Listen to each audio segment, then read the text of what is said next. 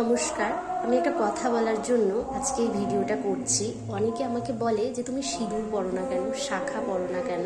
তাই তাদের উদ্দেশ্যেই আমি বলছি, আমি যথেষ্ট পরিমাণে সিঁদুর পরি, শাখাও পরি। আমার দুটো কারণের জন্য আমার সবসময় পরা হয় না। প্রথম কথা, আমার ভীষণ পরিমাণে অ্যালার্জি, আমার চোখে পর্যন্ত অ্যালার্জি। এমনকি আমি সিঁদুর পরলে ওই সারাদিন হেঁচি দিতে দিতে আমার আরও শরীর বেশি খারাপ করে। বিশ্বাস করুন, আপনারা হয়তো করবেন কি না আমি জানি না।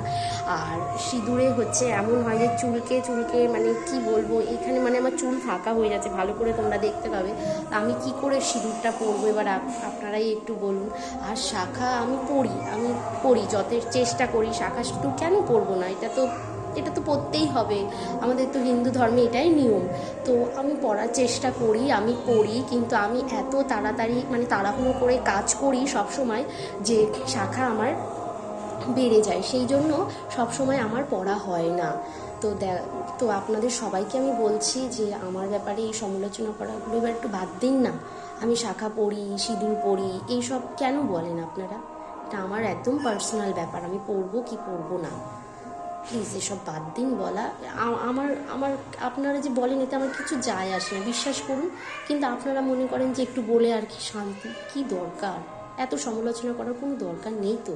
নিজের চরকায় তেল দেন না, ভালো করে নিজের চরকায় তেল দিন।